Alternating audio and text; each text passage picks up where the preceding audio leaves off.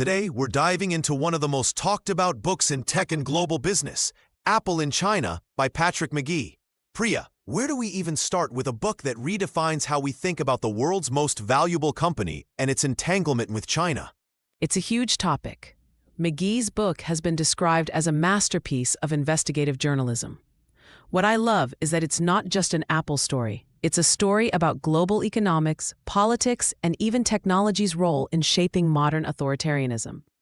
The book draws on more than 200 interviews, including former Apple executives and engineers, to pull back the curtain on how Apple and China became so interdependent. Right, and what really stands out is that central thesis. Apple's meteoric rise was only possible because it put its manufacturing heart in China, a country that could match its hunger for efficiency, scale, and speed. By 2015, Apple was sinking $55 billion a year into China, and just a few years later, they'd installed $18 billion worth of machinery in their suppliers' factories. That's an insane level of commitment. But it wasn't just about money or machinery. One of McGee's biggest revelations is the human investment. Apple's own engineers were on the ground, training Chinese suppliers and workers. And that's what helped create China's own smartphone giants. Brands like Huawei, Xiaomi, Vivo, and Oppo learned by doing right alongside Apple, and then leveraged those skills to become Apple's fiercest competitors within China and abroad. Exactly. The book paints this as a kind of trap. Apple needed China's scale and unmatched production speed, which McGee calls China speed, to become a global luxury powerhouse. But by enabling that ecosystem, Apple fueled China's broader technological ambitions.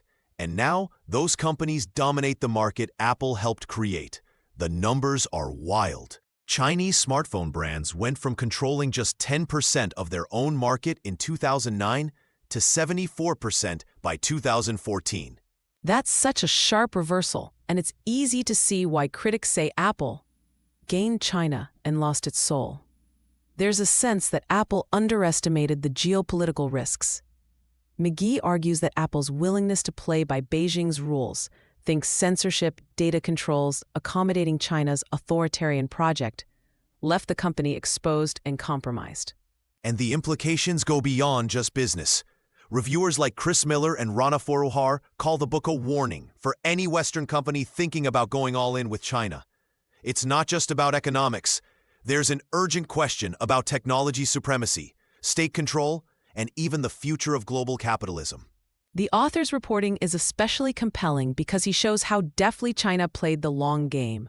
While Apple kept searching for profit and perfection, China was capturing not just the know-how, but also the strategic leverage over the company and arguably over the West's tech sector as a whole.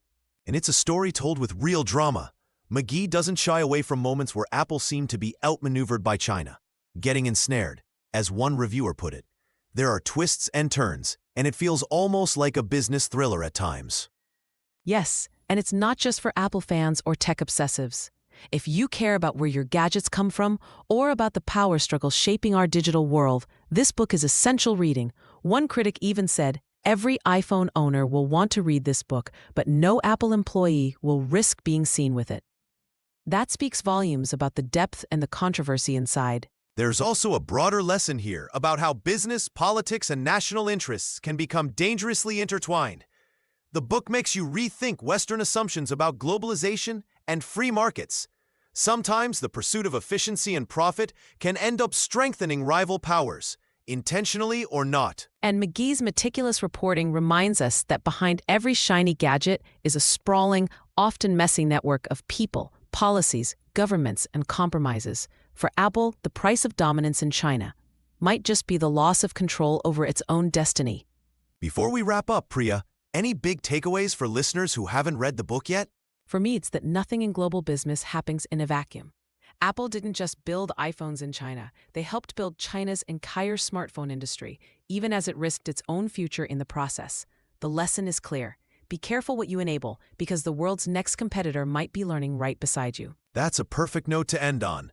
Apple in China is riveting, sometimes unsettling, and absolutely essential for understanding the new shape of global tech power. Go grab a copy if you haven't already. Thanks for listening.